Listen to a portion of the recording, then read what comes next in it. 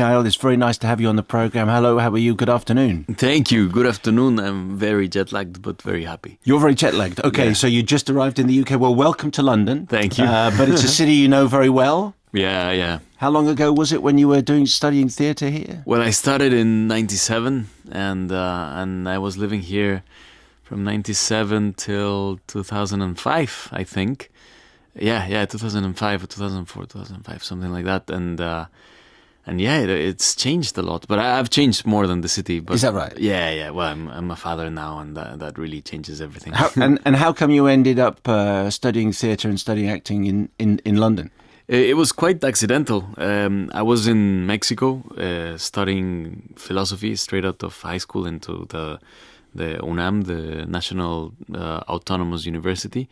And there was a student strike, or there was the suspicion that there was going to be a student strike. And indeed, I mean, the student strike lasted a year and a half or something like that. And but as soon as the rumors began, I said, I mean, maybe it's good for me to have a sabbatical and go out there and just travel a while. Because, I mean, when you're that age, you don't want to... I mean, I wasn't ready to go into studying strongly, really. I mean, I was more interested in just playing football and doing other things.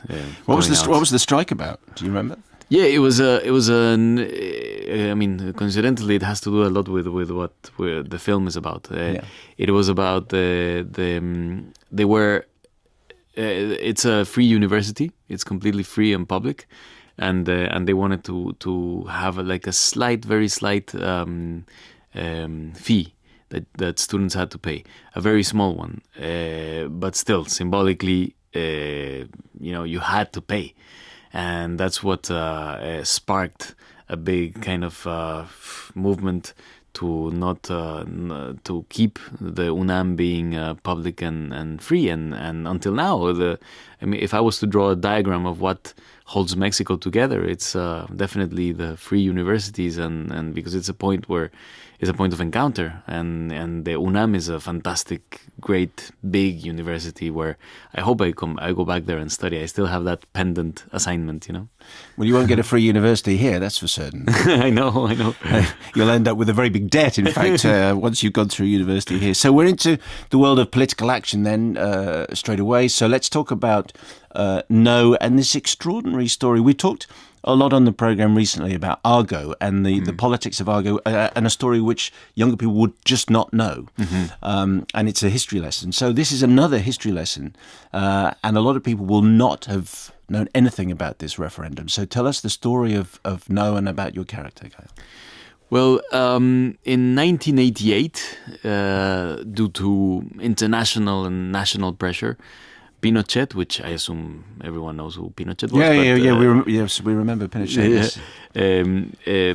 Pinochet was kind of driven to legitimize his government, in a sense, to become a democrat dictator, in that sense. So democratic dictator. Exactly. So to dictate is to be an autocrat, but by popular demand. Exactly. So what he did was he invented this referendum where it was going to be the options were yes, I vote for Pinochet to stay 8 years in power, or no, I want Pinochet to be out of power and next year to be free elections. And so the obviously, I mean, a dictator that kind of a military dictator that kind of organizes a referendum, surely something is rigged. I mean, they were planning to they knew that they would win in a way. Why can I ask you? Why did he bother with the referendum? If you're, as you say, you're a dictator. Dictators don't have a referendum. Yeah, because he was as opposed to many other dictators, he was a dictator puppet in a way. Which was kind of put there to impose an economic system to counteract. It was the Cold War. It was at the height of the Cold War in a way to I mean the CIA and many other pressure groups organized a military coup to overthrow Salvador Allende, which ultimately they assassinated him. I mean, he killed himself, but they forced him to do so. And that story we all know in a way. But very few people know how Pinochet got out of power, and this is the story of the campaign that was done to get rid of Pinochet, but at the same time through the eyes of the publicity campaign that was done to accompany this whole movement. And it had to be a very like a landslide victory for the No campaign to make Pinochet not rig or change the results of the elections, because there was a lot of pressure at that point. A lot of pressure. I mean, the Berlin Wall was about to go down, and you know, I mean, they were. The whole rebuilding of democracy in Latin America was kind of in place. So Pinochet was one of the last dictators there that had to kind of, you know, and one of the most hurtful dictators, but also one of the most bleak and kind of tremendously kind of obscure governments that existed in Latin America at that point. So he had to do something to kind of show the world that he was going to become democratic, and in a way that was his way out, because it's the only place in the world where there's been a dictator being thrown out through democratic means. And there was what the film also kind of shows is again the kind of the open question: what really changed? You know, I mean, many things. I mean, yes, they got rid of Pinochet, but what did they really get rid of him completely? You know, I mean, he ended up next year being head of the armed forces for a while, and then he became a perennial kind of senator, and so basically there was a negotiation done there. You know, I mean, nowadays there's many. Chile has one of the biggest inequalities in the Western Hemisphere, together with Mexico. So there's still many debts, still many things that have not changed. But definitely happiness came in the form that they got rid of this oppressive government that didn't allow free speech and democracy to be built. Before we go any further, and to save me any further embarrassment, I have always said Pinochet, and you're saying Pinochet. Yeah. So that's how I should say it. So everyone's been saying it wrong. The BBC said Pinochet, so better you say it's Pinochet. Right, okay. So that's and for you as an accent, is there a shift to doing a Chilean? Yes. Yes, absolutely, yeah. Well, to explain it to British ears. I think the equivalent would be like Glasgow, Los Angeles. You know, I mean, it is a. That's a big one. That's a big one. Yeah. Okay. So your character René is very. So it's based, as I understand, on a couple of characters. Explain what the difference, and it's fantastic to watch as he sort of puts a lightning bolt through the left campaign or the no campaign. Mm-hmm. There's the old school of saying this is the way we're going to get people to vote no, is to say, he is a pig and he's terrible and we need to get rid of him, and these are the crimes for which he's guilty. Mm-hmm. You wouldn't have won the referendum. So you come in, your character comes in, and what does he do? Yeah, he brings in a very pragmatic and technical point of view, which is, okay, to achieve this win, we have to change the narrative and we have to change the emotion, because this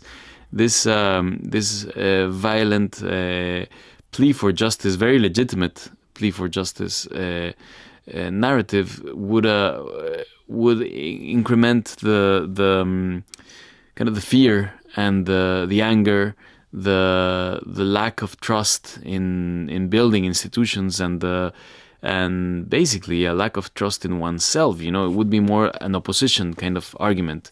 And the other narrative, which is a more positive one, which is about happiness is about to come. It empowers people, and it empowered people to go out there and vote without anger, without vengeance. You know, to vote for and to change their destiny in that sense. You know, and it was an interesting kind of dynamic and a dilemma that they fell into. I mean, it led to a lot of discussions, but this was something that sociologists knew that it had to change. But its campaign is marketed like a fizzy drink. Exactly. Yes. It's smile, everyone's happy, and you think, wow, this is quite extraordinary, given the fact that what you're doing is you're asking people to vote against a tyrant. Exactly. Well, using the mechanisms Yes. of and the most broad kind of materialist and aspirational mechanisms of publicity, that's the way that they build this this campaign that lasted. They only had 15 minutes a day in television, and back in those days, television was perhaps the most important media. Basically, if something didn't appear on television, it was as if it didn't exist. And once it appeared in television, it kind of legitimized something that was happening. So for people like Pablo Larraín, when he was the director, when he was young, and he was only 12 when this was happening, when he remembers this the first time that he saw this appearing on TV, this TV program appearing on TV, and for every Chilean, they said, all of a sudden there was something that came out from their country that was happy, that was colorful, that was joyful. After so many years, 15 years of immense grayness and darkness and a lack of sense of humor and solemnity, and all of a sudden this TV program comes along and it's a happy one, and it's inviting you in a very humorous way to go out there and vote for no. And in a way, it's also making fun of Pinochet, which was something that was almost kind of impossible to even think of, So they won a lot with that, because they eliminated the anger and the resentment, and it made it be one of the, I think, most heroic democratic revolutions that has ever happened. And now you're Oscar nominated. No, yes, the movie. Yeah, that's great. That's incredible, because you going to go? I think so. Yes, yeah, I hope so. You're going to go up on the stage? You got your speech ready? Oh well, no. I think I don't know if I have to prepare one, because I think I don't know what the director is gonna. Well, the director will say something, but it'd be nice for you to just get on the just mic. mention something. Would be fantastic. But it is an interesting competition with Amor, which is one of it's possibly the favorite one. So. But we need to mention the look of the film. It's you'll go and watch it in the cinema, but you'll still feel as though you're watching it on a video, because it feels old. It feels 80s. Yeah, well, we shot it with cameras from 1983, and they're still working.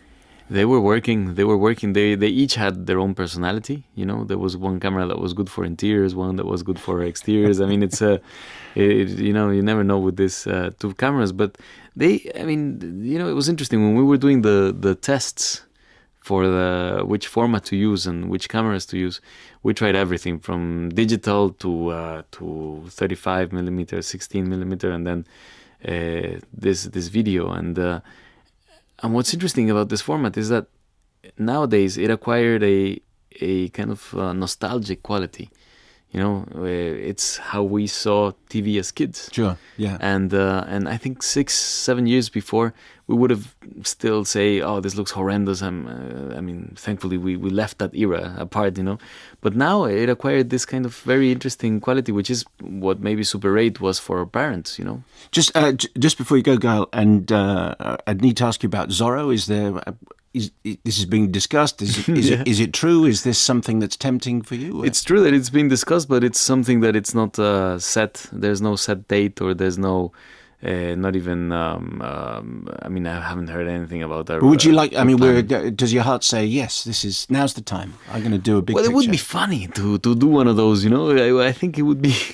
I would have a lot of fun doing it. I think I feel ready to go out there and do one of those. At least once in your lifetime, I think it's a nice opportunity to try out and there's a revolutionary spirit to Zorro, isn't there? This would appeal to you. There is a revolutionary spirit. I don't want to also. I like superhero movies that are without that kind of political angle, because all of a sudden it becomes a very cheesy kind of one-dimensional political angle, and as if the film was kind of on the good side of things. I prefer Superman when he flies and not when he talks. The same with Spider-Man. Well, we'll look forward to that as and when it happens. Gael Garcia Bernal, thank you very much indeed. No is the movie, and we appreciate your time with us today. Thank you. Thank you very much. Thanks.